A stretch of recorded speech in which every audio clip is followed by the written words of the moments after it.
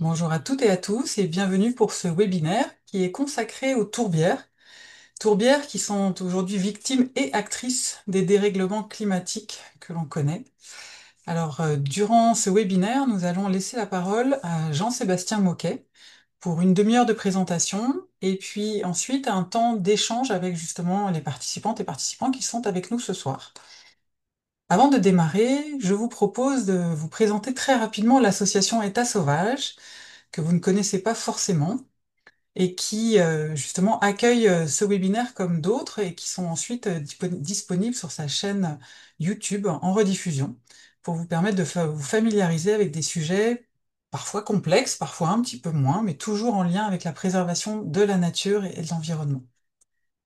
Si vous pouvez juste passer la slide suivante, Jean-Sébastien, j'attaque la présentation de l'association. Merci beaucoup. Alors, nous sommes une association encore assez jeune. Nous allons bientôt fêter nos 6 ans d'existence. Nous sommes une association de préservation de la biodiversité en France métropolitaine et nous agissons sur deux piliers. Je veux bien la slide suivante, puisque nous sommes une association qui avons deux grandes missions. La première, c'est celle de la sensibilisation, avec des actions comme l'organisation de ces webinaires, où nous essayons de vulgariser les connaissances scientifiques, de les rendre accessibles justement au plus grand nombre. Nous avons également un blog avec des articles que nous partageons sur notre site internet et nous organisons régulièrement aussi des ateliers en forêt notamment, mais pas que, pour justement accompagner le public dans sa découverte de ces milieux naturels. Et puis nous avons une deuxième mission, un deuxième axe sur lequel nous nous investissons aussi beaucoup. Cet axe, c'est celui de la préservation des écosystèmes et l'association acquiert des forêts en France métropolitaine pour ensuite les laisser en libre évolution et permettre de préserver justement la vie sauvage, d'accompagner la résilience justement de ces milieux naturels qui sont aussi bien malmenés par beaucoup de menaces, dont les activités anthropiques. Actuellement, on a près de 39 hectares détenus par l'association et on est justement aussi en train de collecter des fonds pour une nouvelle forêt. Donc n'hésitez pas à soutenir nos projets pour nous aider à aller plus loin, plus rapidement. Et avant de laisser la parole à Jean-Sébastien, je vais vous présenter justement notre intervenant de ce soir. Donc Jean-Sébastien Moquet est hydrogéochimiste. Il est également maître de conférences à l'Université d'Orléans. Alors, au cours de son doctorat et de ses post-doctorats, il a étudié l'érosion du bassin de l'Amazone et des Andes, donc un petit peu plus loin de nous, ainsi que la paléoclimatologie du système de mousson sud-américain. Et aujourd'hui, il étudie le rôle des tourbières dans le cycle du carbone terrestre au sein de l'Institut des sciences et de la Terre d'Orléans. Donc merci beaucoup Jean-Sébastien d'être avec nous ce soir pour ce webinaire.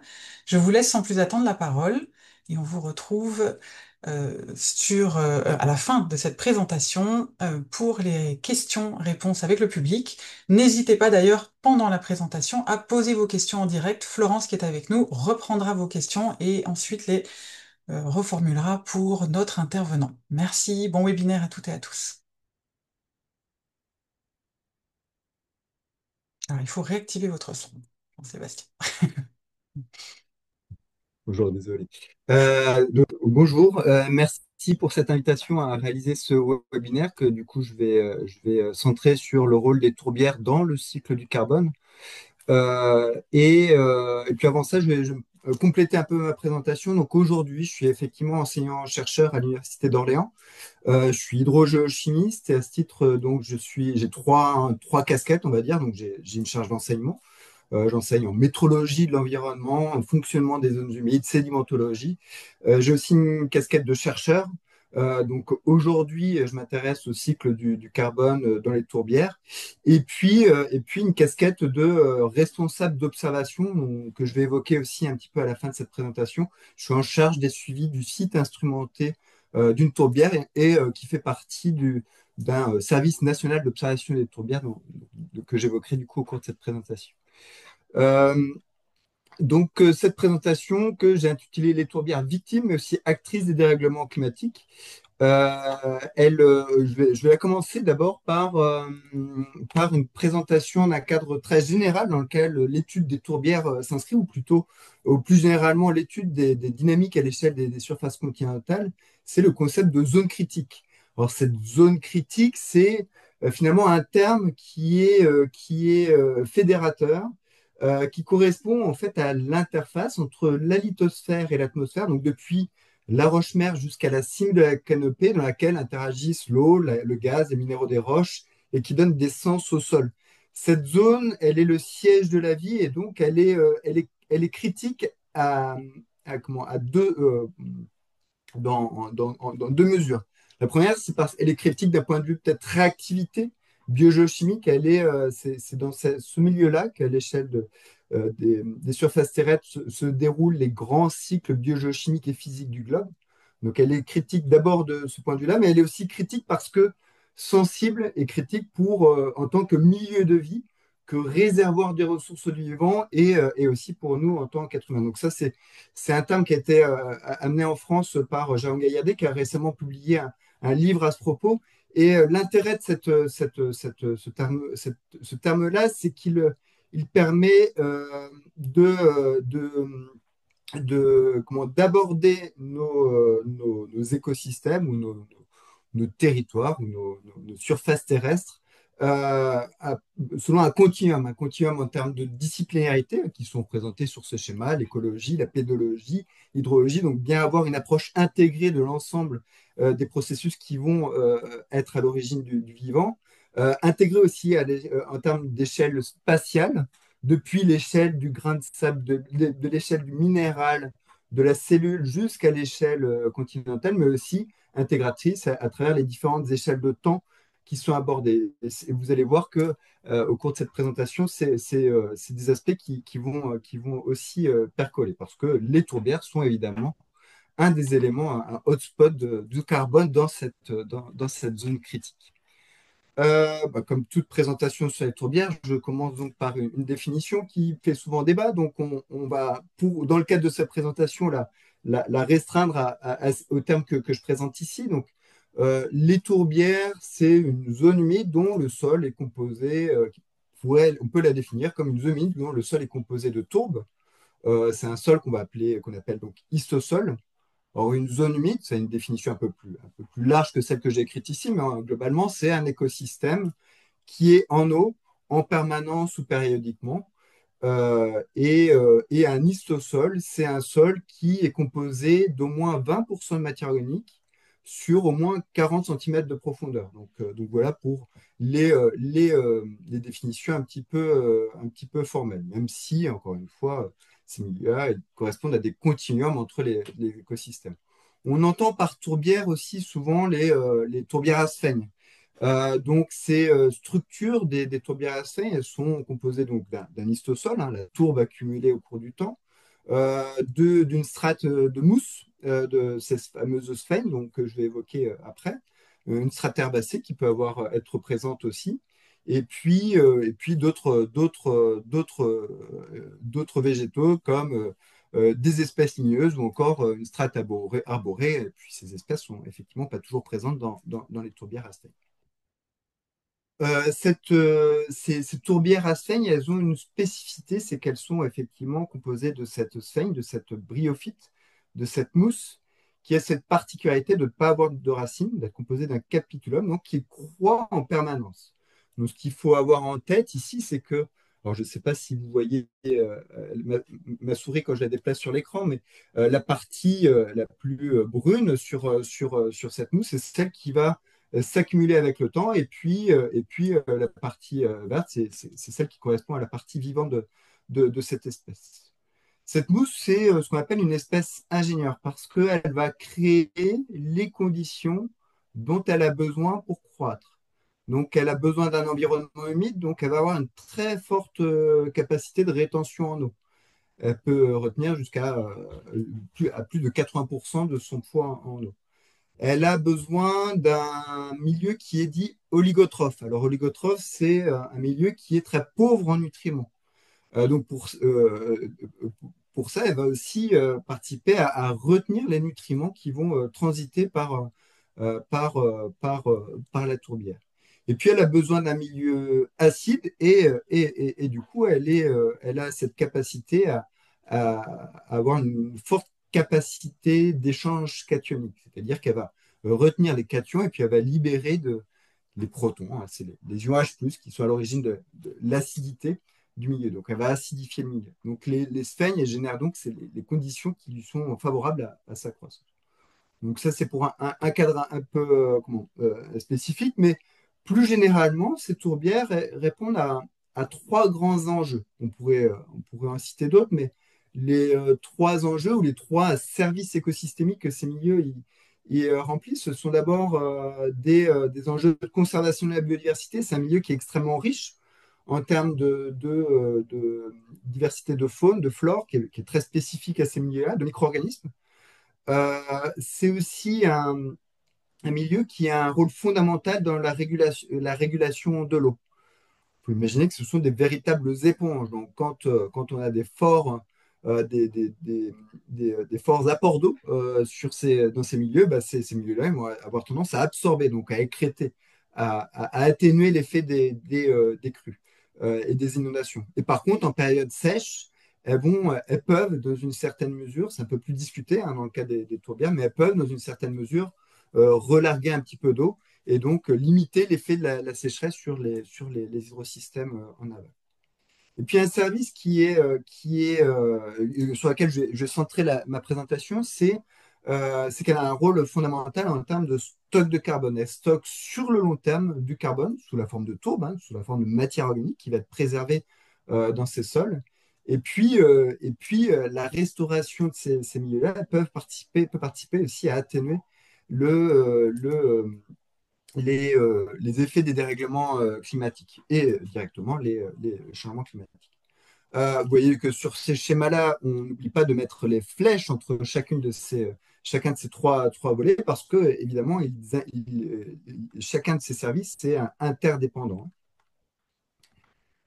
Ces milieux-là, ils ont globalement, à l'échelle aujourd'hui, ils ont entre 5 000, 10 000, 20 000 ans au maximum. C'est des milieux qui ont commencé à apparaître après le dernier maximum glaciaire et la plupart des tourbières ont autour de 6 000 à 10 000 ans. La plus ancienne dont j'ai entendu parler est à 21 000 ans là, à La Réunion, mais voilà, la plupart des tourbières ont autour de 10 000 ans. On considère deux manières qu'elles se sont formées selon deux voies, on va dire.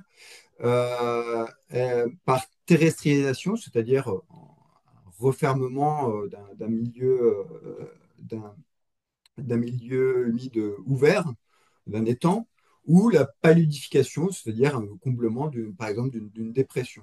Dans les deux cas, la formation une tourbière active, elle correspond en fait à une production primaire annuelle qui est supérieure à la décomposition microbienne. C'est-à-dire qu'on va plus accumuler de carbone absorbé de la pluie et de l'atmosphère qu'on va en relarguer à travers l'activité biologique du milieu. Et c'est ça qui va amener à l'accumulation de matière organique. Alors voilà à quoi peut ressembler en fait un profil de tourbe, hein. On la divise en deux zones. L'acrothelme, hein, qui est la zone superficielle, en surface, où la végétation elle se développe. C'est la partie vivante finalement enfin, vivante végétale de la tourbe. C'est celle qui est aussi hors de l'eau, donc une partie de l'année va être oxygénée. Et puis on a le catothelme qui est sous la végétation, sous le niveau de la nappe, et qui correspond en fait à l'accumulation la litière de matière morte qui va donc croître avec le temps. Et donc, vous pouvez observer que enfin, cette matière organique, elle est extrêmement, enfin, elle est assez foncée, marron foncé, donc ce qui traduit cette accumulation de matière organique et ce qui en arrière-plan aussi traduit une très grande quantité de carbone qui s'accumule avec le temps. Donc, plus on s'enfonce, plus elle est sombre parce que plus elle est mature. Euh, Ce qui amène à l'observation suivante, hein, ces milieux-là qui finalement représentent une très faible partie de la surface des continents, hein. Les tourbières à sphaigne, c'est à peu près 3%. Les chiffres vont légèrement varier, mais globalement, c'est autour de 3% des surfaces terrestres. Mais le fait que ces milieux-là aient la capacité d'accumuler de la matière organique depuis près de 10 000 ans fait qu'on a un énorme stock de carbone qui se crée et ces tourbières, qui représentent donc 3% des surfaces continentales, elles représentent près de 30% du carbone des sols contenus à l'échelle globale. Donc ici, à droite, ce petit graphique, il vous montre aussi, enfin ce petit schéma, il vous montre aussi les ordres de grandeur qu'on va retrouver en termes de carbone, à la fois dans l'atmosphère. Donc les chiffres, ils vont varier un petit peu, mais les ordres de grandeur sont corrects, hein. Donc dans l'atmosphère, dans la biosphère, et puis dans les sols. Donc dans les sols, on a 3 fois plus de, on a plus de 3 fois plus de carbone que dans l'atmosphère ou dans la biosphère. Et parmi ce carbone du sol, bon, donc, un tiers est sous forme de tourbe. C'est-à-dire que globalement, en termes d'ordre de grandeur, on a à peu près autant de carbone qui est contenu dans la tourbe que de carbone qui est contenu dans l'atmosphère, donc qui participe au réchauffement climatique, ce qui est un phénomène normal, mais qui est accentué par l'effet de nos émissions anthropiques. Donc, une des questions qu'on a en arrière-plan et que je vais décrire par la suite, c'est si l'ensemble de ce carbone qui est contenu dans cette tourbe, dans cette tourbière, et repart vers l'atmosphère, il peut amplifier l'effet de ces dérèglements climatiques. On va voir que c'est un effet qui a lieu aujourd'hui. Alors, juste pour vous présenter aussi les stock de tourbières, de carbone dans les tourbières par rapport à d'autres écosystèmes.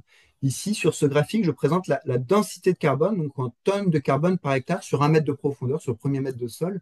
Et ce qu'on observe, c'est que les mangroves et les tourbières sont les écosystèmes qui correspondent au plus grand stock de carbone par hectare. Donc là, encore une autre manière d'illustrer le fait que ces milieux-là sont extrêmement riches en carbone.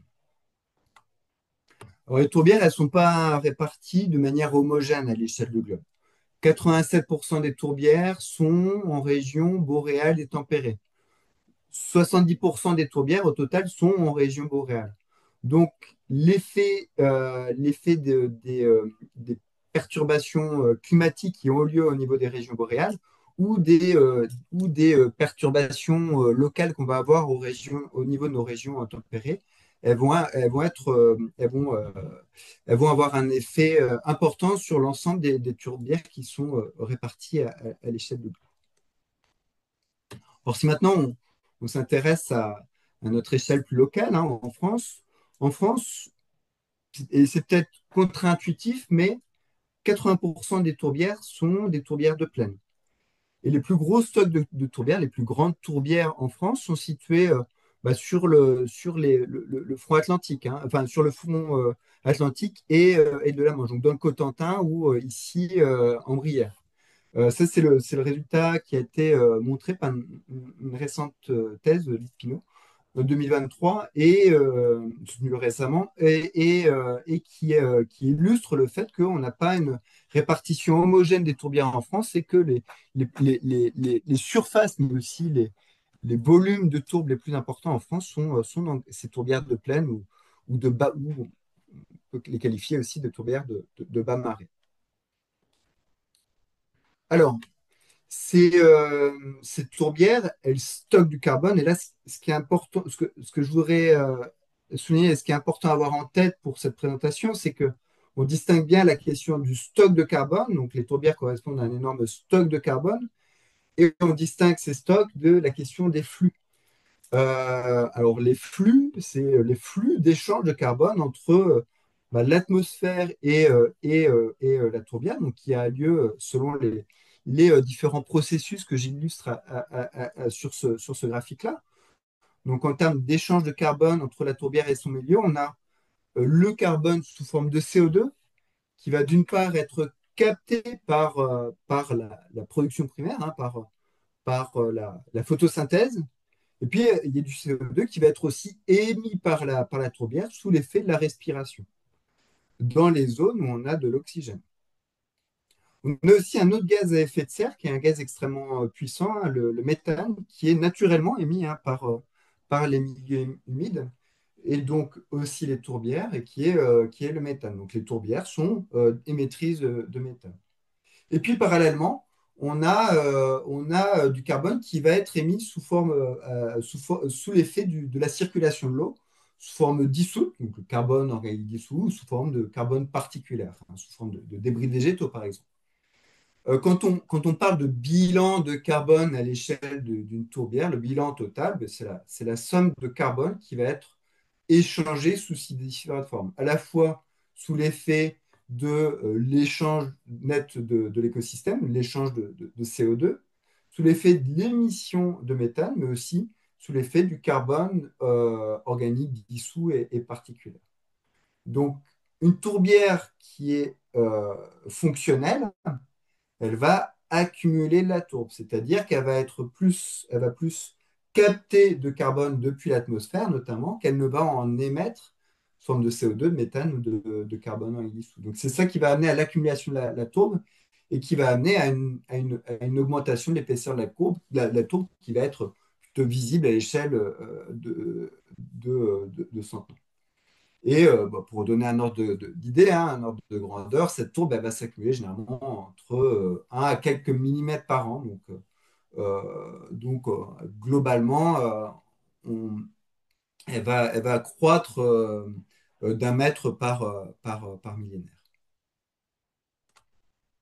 Puis ici, on a, alors, un point que j'ai oublié de préciser dans mon introduction, c'est qu'une grande partie des supports que j'utilise dans le cadre de cette présentation sont issus d'un matériel qui est mis à disposition et qui a été réalisé dans le cadre du PEPR Fer Carbone. Donc, ces diapositives-là, vous pouvez les retrouver aussi au lien qui vous sera communiqué. Mais donc, cette diapositive-là, elle permet de donner aussi quelques ordres de grandeur de chiffres d'échange de carbone qui peuvent être liés, par exemple, à l'effet de la photosynthèse ou à l'effet de la respiration. Donc, vous voyez qu'on est dans des grandes échelles, des grands ordres de grandeur. Les flux d'émissions de méthane en termes de quantité de carbone, ils sont beaucoup plus faibles que ceux qui sont échangés sous forme de CO2. Mais attention, parce que le méthane est, à l'échelle de 100 ans, près de 25-28 fois plus efficace que le CO2 en termes de pouvoir réchauffant. Donc, c'est important à avoir ça en tête. Une faible émission de méthane peut aussi être à l'origine d'un fort effet en termes de réchauffement climatique. Et puis, parallèlement, vous voyez aussi que, comparativement aux flux échangés sous l'effet de la photosynthèse et de la respiration, les flux émis via le transport, sous forme de carbone avec dissous et particulière, il est aussi beaucoup plus faible. Donc, ces milieux-là, voilà, j'en ai fini pour la présentation un peu globale de comment fonctionne d'un point de vue du cycle du carbone ces milieux-là, mais ces milieux-là, ce sont aussi des milieux qui sont perturbés. Ils sont perturbés à l'échelle locale, hein. Ils ont longtemps été utilisés en termes d'extraction de la tourbe, alors principalement pour des usages de terreau, mais aussi par le passé d'autres usages tels que utilisés pour la combustion. C'est aussi des milieux qui sont perturbés par des phénomènes de drainage, notamment pour l'extension des zones agricoles, ou alors qui ont aussi été totalement détruits, par exemple sous l'effet d'inondations ou de changement d'usage des sols ou d'expansion de l'urbanisme. À l'échelle globale, c'est près de 12% des tourbières qui sont dégradées, mais en Europe, c'est quasiment la moitié des tourbières qui sont dans un état dégradé. Euh, et, euh, Ça, c'est un point qui est important pour la raison que je vais évoquer par la suite. Mais une autre source de perturbation, c'est aussi les effets globaux et en particulier l'effet des dérèglements climatiques. Ici, sur cette carte-là, cette carte à gauche, je reprends la répartition, la carte de la répartition des tourbières à l'échelle globale, hein, qui sont essentiellement concentrées dans la région boréale. Et vous pouvez voir sur la représentation, la carte de droite qui montre l'évolution de l'augmentation des températures à la fin du XXIe siècle, que les plus fortes augmentations de température sont justement dans les zones qui correspondent aux zones qui sont fortement, dans lesquelles les tourbières se concentrent. Donc, ce sont des milieux qui sont très sensibles particulièrement sensibles à l'effet de ces dérèglements climatiques, en plus des phénomènes d'incendie qu'on voit aussi apparaître dans d'autres régions du globe, telles que nos régions tempérées. Or, quel est l'effet de cette dégradation des tourbières sur ce cycle du carbone? Alors, la principale euh, source d'émissions de carbone liées à la dégradation des tourbières, c'est lié à son phénomène de drainage. C'est-à-dire que ce qui fait que le carbone va être préservé dans ces sols, c'est le fait que ce milieu-là va rester en eau. Donc, l'oxygène ne rentre pas dans ce milieu-là. Tant que ce milieu-là reste en eau, finalement, cette matière organique, elle va rester accumulée. Mais par contre, dès qu'on a un abaissement du niveau de la nappe, c'est ce qui est représenté hein, sur cette figure, dès qu'on a un abaissement du niveau de la nappe d'eau, à ce moment-là, l'oxygène rentre un peu plus dans le sol et à ce moment-là, on a plus de respiration et donc une dégradation accélérée et une dégradation de cette matière organique qui s'est accumulée au cours du temps. Donc en fait, le drainage, l'assèchement de ces tourbières, via une action locale ou via des effets ou des phénomènes de sécheresse plus globaux, liés à des phénomènes plus globaux, ce drainage il entraîne donc une très forte respiration qui est source d'émission des CO2. Et aujourd'hui, on considère que les tourbières drainées, donc les tourbières perturbées, elles émettent environ 5% des émissions anthropiques de gaz à effet de serre, soit plus que l'ensemble du trafic aérien mondial. Donc c'est une source de gaz à effet de serre qui est extrêmement conséquente, qui est extrêmement importante. D'où l'importance de restaurer ces milieux.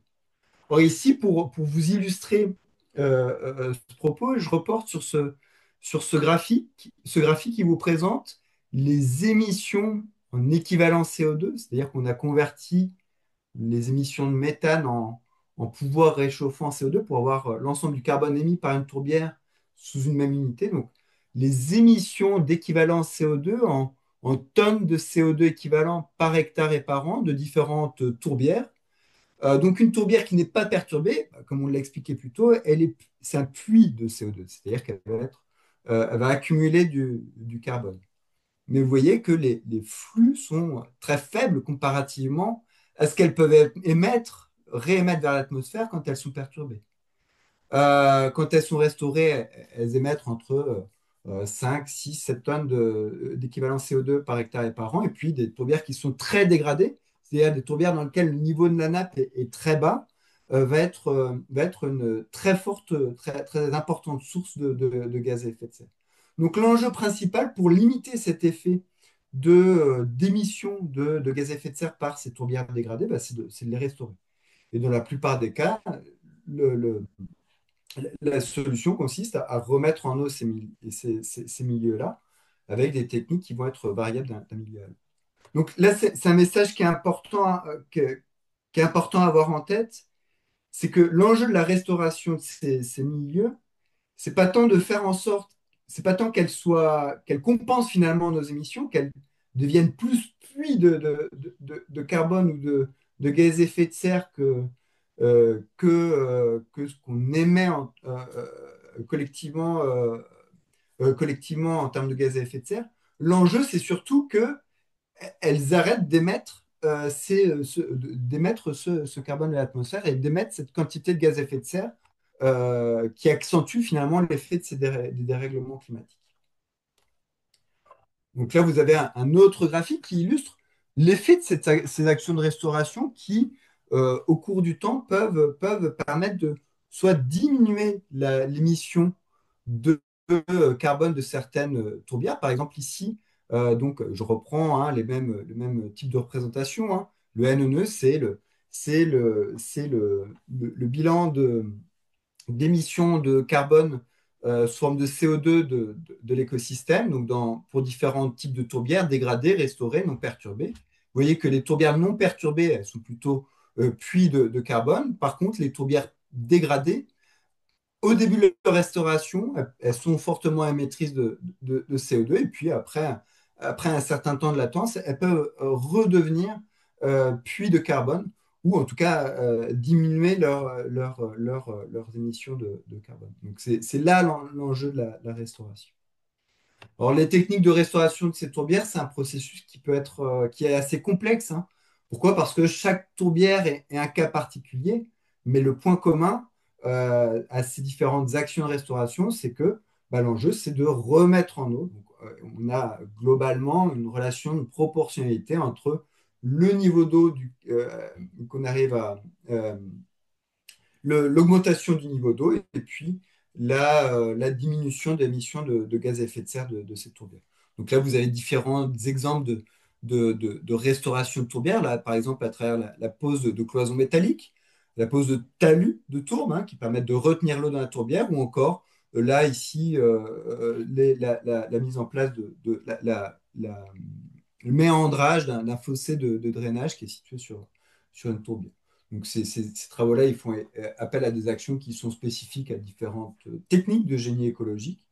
Ces questions de restauration des tourbières, elles sont prégnantes et elles vont le devenir d'autant plus avec la nouvelle loi européenne sur la restauration de la nature qui a comme objectif de restaurer près de 30% des tourbières perturbées à l'horizon 2030 et 50% à l'horizon 2050. Donc c'est un levier qui a un rôle à la fois sur le cycle du carbone, mais pas que, aussi en termes de biodiversité et de cycle de l'eau. Euh, je vais du coup, au vu de l'heure qui passe, passer très rapidement sur quelques illustrations de nous, comment on traite ces questions-là et quelle est la problématique scientifique dans laquelle nous, notre communauté de chercheurs, on s'inscrit. Dans quelle problématique on s'inscrit, comment on y répond. Donc là, la question qu'on pose, c'est quelle est la réponse de ces perturbations globales et locales? Est-ce que finalement, par exemple, à travers le dégel de ces zones gelées dans les régions boréales, on va réactiver la pompe biologique dans certains cas? Ou alors est-ce que elles vont, finalement, on va libérer massivement ce carbone qui est contenu dans ces sols? Donc, pour répondre à ces questions-là, la question principale, c'est de savoir si les actions de restauration, si les différentes perturbations globales ou locales qu'on peut avoir, elles vont être puits ou sources de carbone, en lien avec les différents autres facteurs. Donc, il existe différentes approches et l'approche que nous, on adopte, c'est une approche par l'observation et puis par l'expérimentation en lien avec la modélisation, mais que je ne vais pas évoquer.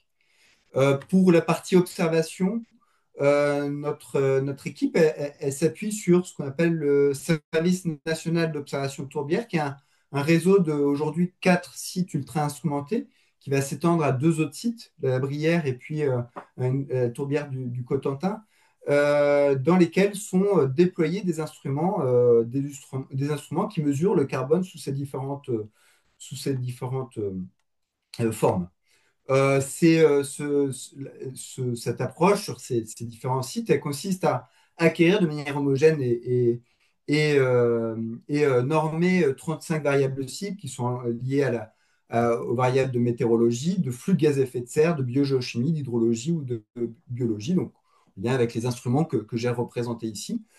Puis pour illustrer un petit peu quelques résultats et de manière très rapide, je vais m'appuyer sur l'instrumentation qu'on a au niveau de la tourbière de la Guette, qui est une tourbière qui est située en Sologne et dont je suis le coordinateur scientifique et dans laquelle, comme vous le voyez sur cette carte, on a une forte instrumentation en termes de hauteur d'eau, de station météo, de débit à l'exutoire, mais aussi de mesures de physico-chimie ou encore de flux de gaz à effet de serre. Alors, la spécificité de cette tourbière, c'est que c'est une tourbière qui est perturbée.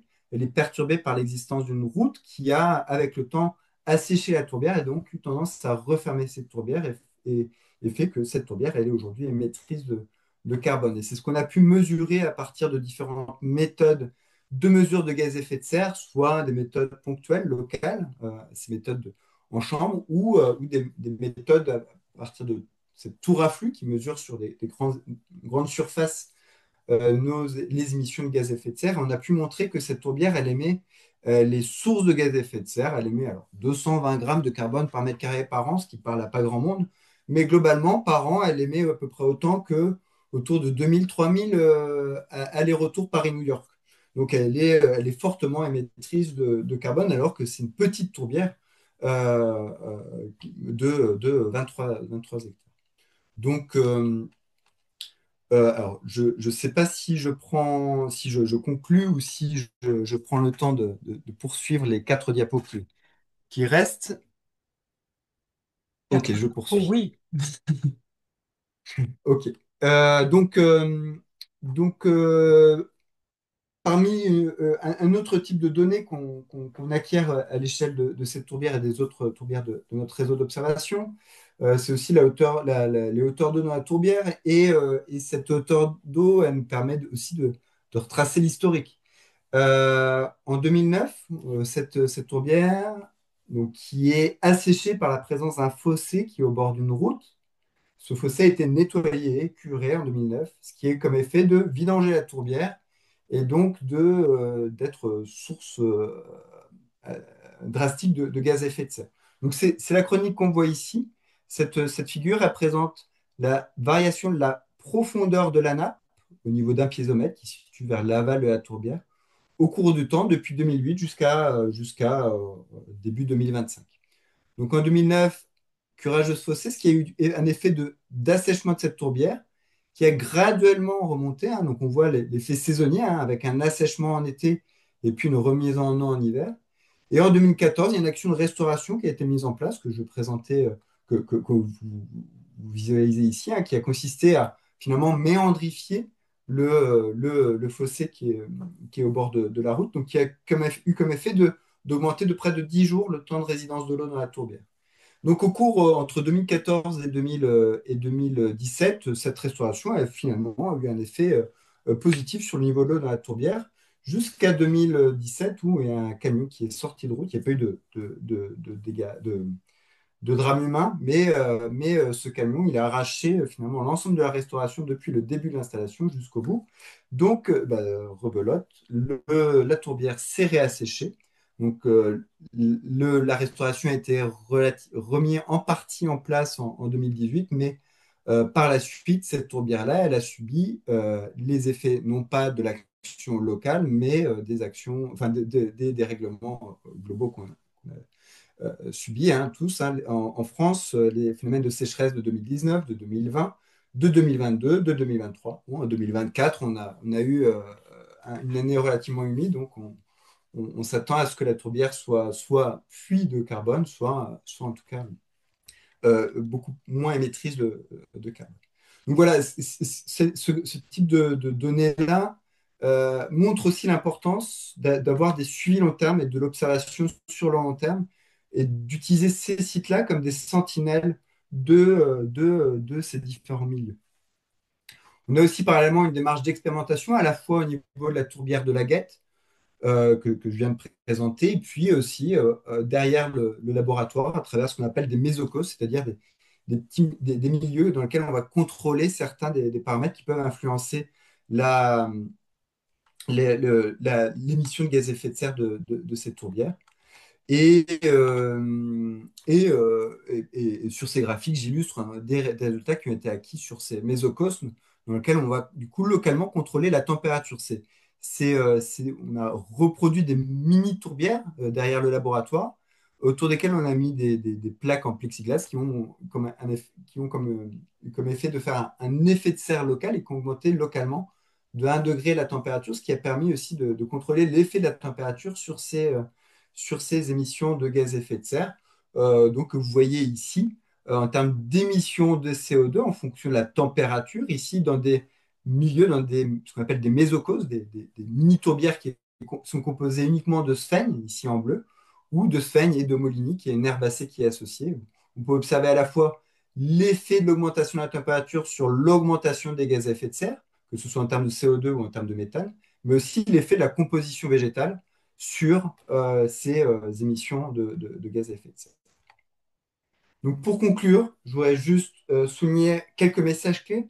Premièrement, les tourbières sont des écosystèmes terrestres qui sont extrêmement riches en carbone, qu'ils ont accumulé sur un temps très long, donc assez lentement, 10 000, 20 000 ans.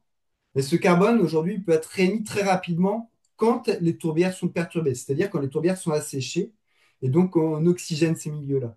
Donc l'enjeu pour limiter ces émissions de gaz à effet de serre, mais aussi pour réguler le cycle de l'eau locale, et préserver la biodiversité qui est associée à ces milieux-là, c'est de restaurer et de préserver ces tourbières. Et un des enjeux, que ce soit en termes de gestion, mais aussi en termes de recherche, c'est de ne pas considérer ou d'étudier les problèmes en silo. C'est bien de considérer que l'hydrologie, la température, la biologie, l'écologie, le cycle du carbone et même le comportement humain sont intimement liés dans ces milieux-là, d'où l'importance d'une approche zone critique qui prend en compte les différents continuums temps, espace et aussi disciplinaires. Et puis la prise en compte de l'observation, la considération et l'importance de la poursuite des observations sur le long terme qui, sur certains sites, permettent de considérer certains sites comme des sentinelles de l'évolution de ces milieux. Voilà, je vous remercie de votre attention. Et Merci désolé d'avoir beaucoup. débordé Aucun en termes de... problème. Je pense que le public a été d'accord pour avoir aussi ces 4 slides supplémentaires. Et du coup, on a eu quelques questions déjà dans le chat. N'hésitez pas à compléter avec d'autres questions pendant que Florence va retransmettre déjà les premières interrogations. Alors, avec une augmentation des températures moyennes estivales de 5 degrés prévue à l'horizon 2100 et une diminution des précipitations, entre parenthèses plateau de 1000 vaches, comment est-il possible de maintenir, ces zones humides en, en état, en bonne. Euh, j'ai pas la réponse. Pourquoi? Parce que je ne suis pas spécialiste des actions de gestion et restauration. Et effectivement, enfin, à mon sens, on va être confronté, on est confronté à une modification de certains milieux qui vont du coup être émetteurs et qui vont se modifier. Soit on limite l'effet de cette modification par l'action humaine, en maintenant l'eau ou en modifiant le milieu pour justement préserver ces milieux-là et qu'ils soient moins sensibles à ces évolutions-là. Soit ces milieux-là vont évoluer. Après, je pense que sur ces questions des tourbières, il y a aussi tout et d'un point de vue plus global, il y a un énorme pas à faire sur les tourbières qui sont aujourd'hui déjà perturbées. Euh, En les restaurant, on va déjà leur redonner une fonctionnalité qu'ils avaient perdue et qui va en partie être maintenue face à ces dérèglements-là. Mais effectivement, on s'aligne, on s'enligne vers un écosystème global qui va changer et donc l'important, c'est de pouvoir, en parallèle d'atténuer ces effets, c'est aussi de s'y adapter. Et pour le coup, d'un point de vue technique, c'est pas enfin, j'ai pas, les Ouais. compétences pour répondre précisément à la question. Et du coup, la réglementation actuelle est-elle suffisante pour protéger les tourbières? La réglementation actuelle, elle l'est dans le sens où aujourd'hui, enfin, elle l'est en partie. Aujourd'hui, on n'a plus le droit d'exploiter les tourbières pour l'extraction de la tourbe. Donc ça, c'est un premier point. C'est d'ailleurs pour, par exemple, la tourbière de Beaupt, située dans le Cotentin, c'est tout un enjeu aussi socio-économique local, hein, cette fin d'exploitation de cette tourbe. Mais en tout cas, c'est un point. Après, la question et l'enjeu, c'est de préserver d'autres tourbières qui seraient, par exemple, en contexte urbain ou contexte agricole et de pas les exploiter. La limite pour appliquer la loi de restauration de la nature européenne, c'est que pour pouvoir définir ces 30% à préserver, on a besoin d'avoir une cartographie précise. Et aujourd'hui, on n'a pas de cartographie précise des tourbières en France. C'est un travail qui est en train d'être fait, mais effectivement, c'est une des limites qu'on peut avoir.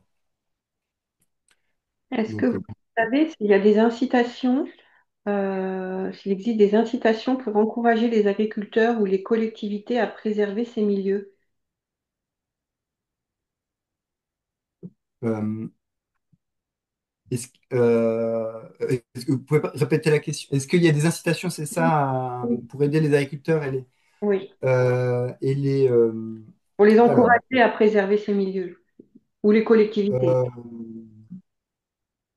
pour pour les agriculteurs spécifiquement, je n'ai pas la réponse, je ne sais pas, peut-être.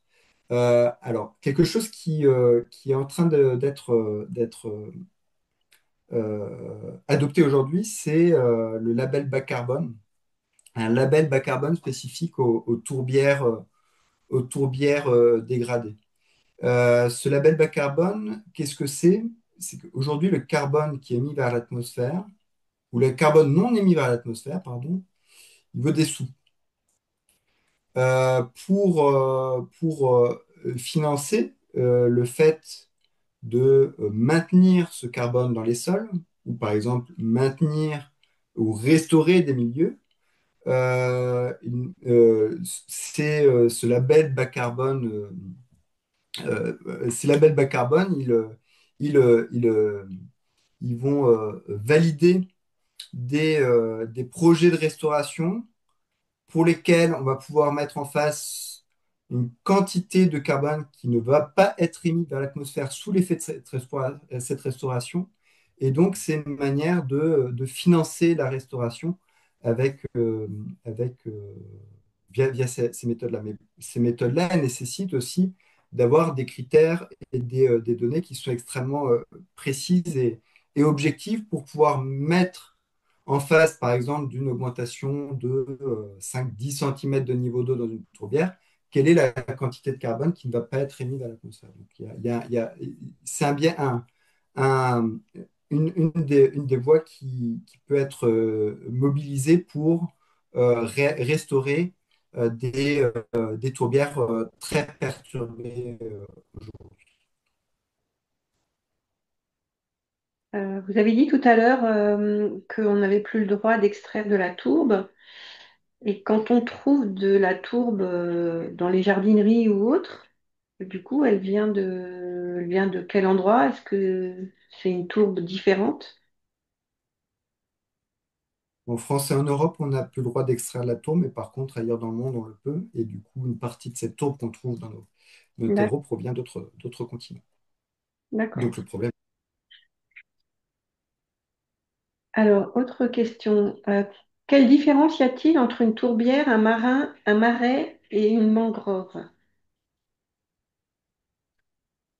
Alors, entre une mangrove et une tourbière ou un marais, c'est que la mangrove, c'est en milieu salé, c'est à l'interface avec le milieu marin. Donc là, il y a une nomenclature précise.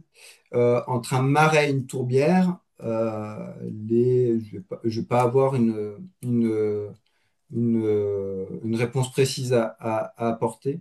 Nous, la définition qu'on considère hein, collectivement dans notre communauté pour traiter de nos questions, hein, pour parler d'un objet commun, c'est on considère les milieux composés d'un histosol.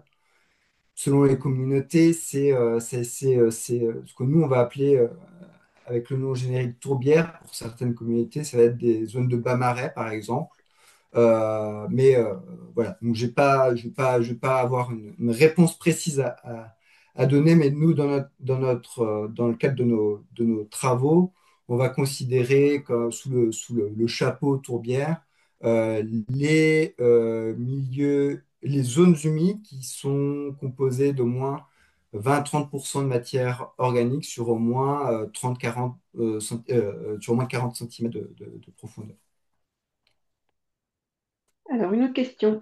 Est-ce que le monitoring sur le site que vous avez présenté inclut des analyses géochimiques des flux entrants et sortants? Et donc, c'est une personne qui dit, je travaille sur des marais au Canada qui montrent une accumulation de métaux avec l'évolution des zones humides dans un contexte de changement climatique. Je me demandais si vous voyez les mêmes choses sur vos cycles d'études.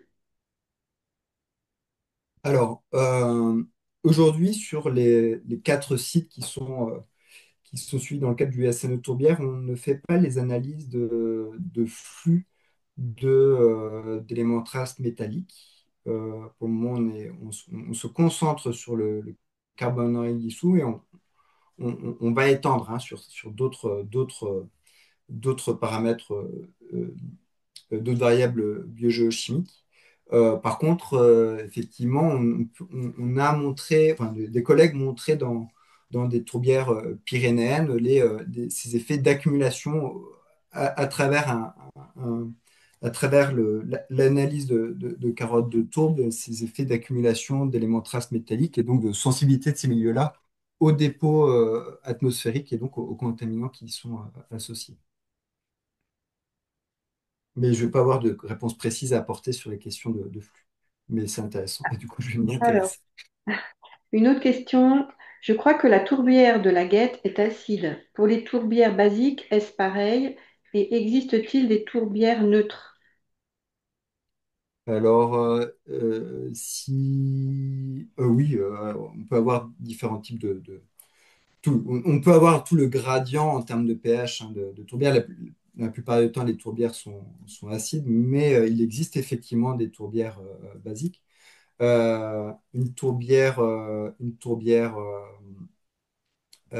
Basique va avoir aussi le même effet sur la préservation du carbone, c'est-à-dire qu'à partir du moment où le carbone est contenu dans l'eau, il peut oxygéner et donc peu émissif de, de gaz à effet de serre. Et à préserver cette matière organique accumulée au cours du temps. Alors, euh, une dernière question. Quelles actions de préservation sont mises en place pour protéger ces milieux? Quelles sont les actions qu'il faudrait mettre en place? Généralement, c'est mettre le bouchon au fond de la baignoire, c'est-à-dire remettre en eau ces milieux-là, rehausser finalement le niveau d'eau. Cette sim- Alors, je dis cette simple action-là parce que conceptuellement, elle est simple, mais par contre, la réalisation, elle peut être très technique et elle va dépendre de chaque milieu. L'action de restauration principale et la première à réaliser, c'est la remise en eau. Et donc, soit limiter l'écoulement ou le départ de l'eau, soit augmenter l'apport de l'eau. Donc, ça dépend des milieux. Et puis alors, dernière question. Est-ce qu'on trouve toujours les mêmes micro-organismes dans chaque tourbière ou bien ils sont différents selon le pays où se trouve la tourbière? Et dans le même registre, quelle faune spécifique on trouve dans les tourbières? Euh, c'est pas des questions sur lesquelles je suis spécialiste, donc je ne vais pas avoir une réponse précise à apporter. En termes de biodiversité microbienne, on va avoir de la diversité en fonction de la température, hein, des tourbières équatoriales, enfin les tourbières tropicales vont effectivement pas avoir les mêmes communautés microbiologiques que les tourbières boréales. De même, si je rebondis sur la question tout à l'heure, les tourbières acides ne seront pas favorables aux mêmes communautés microbiennes que les tourbières basiques, ce qui a un effet aussi sur les cycles biogéochimiques et donc sur les dynamiques locales d'émissions de gaz à effet de serre. Mais je vais pas apporter je suis désolé, je vais pas apporter une réponse plus précise que ça. Très bien, on est allé jusqu'au bout des questions. Julie, je te repasse la main. Oui, merci Florence. Et merci Jean-Sébastien du coup pour cet échange et cette présentation. Je précise que vous nous avez aussi partagé quelques ressources complémentaires que nous allons adresser dans l'email de remerciement à toutes celles et ceux qui se sont inscrits justement à ce webinaire. Si vous avez des questions complémentaires, je ne sais pas si on peut vous contacter directement, Jean-Sébastien, ou si vous souhaitez échanger avec certains participants, n'hésitez pas à communiquer également un contact direct si vous souhaitez que nous le partagions. Voilà. Et je vous remercie toutes et tous pour cette soirée, du coup, et ce webinaire avec l'association que vous allez pouvoir retrouver, du coup, sur notre chaîne YouTube. Et puis, nous vous donnons rendez-vous à la rentrée, après un bel été, et on espère justement vous retrouver nombreux sur ces questions-là. Merci encore Jean-Sébastien, merci Florence, et à toutes, très bonne soirée. Bonne soirée à tous.